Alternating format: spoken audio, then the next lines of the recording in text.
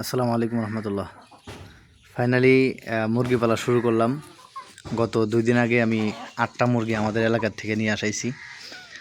যদিও 3 দিন হয়ে গেছে, এখন আপনাদেরকে দেখাতে পারি নাই, যেহেতু ঘরের মধ্যে ধরে রাখছিলাম। একটা খোপ কেনা হয়েছে, মাঝখানে ভাগ আছে। আরেকটা মুরগি দেখেন কি পরিমাণ ঠুকাঠুকি করে। এটা আসলে মানে একটা যদি একদিনের যদি বড় হয়, সে ওই ছোট্টার উপরে মানে করবে, ঠুকাঠুকি করবে আর কি। যে বড় সেই রাজা। 8টা মুরগি দেখেন সব ঠুকাঠুকি করতেছে, দৌড়াদৌড়ি পারতেছে। এখানে আসলে কোনো মোরগ টোরগ আনি নেই। খাবার দিয়েছি, চাউল কিছু ছিটিয়ে দিয়েছি, কিছু খোলার মধ্যে দিয়েছি। তো যারা মসজিদে মাদ্রাসায় থাকেন, আমি তাদেরকে উদ্দেশ্য করে বলবো যে আপনারা শুধুমাত্র মসজিদের একটার উপরে ধরে না রেখে আপনারা বাড়িতে পাশাপাশি কিছু করতে পারেন। কিছু সবজি চাষ করতে পারেন, মুরগি পালন করতে পারেন, ছাগল এগুলো পালতে পারেন।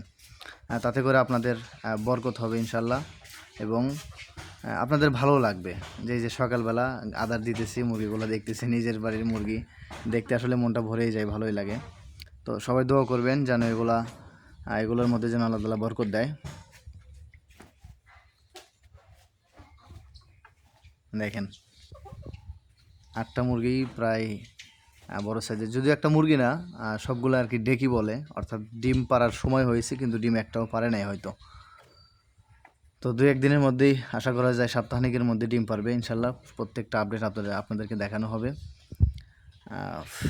সবাই সাথে থাকবেন। আসসালামু আলাইকুম রহমতুল্লাহ।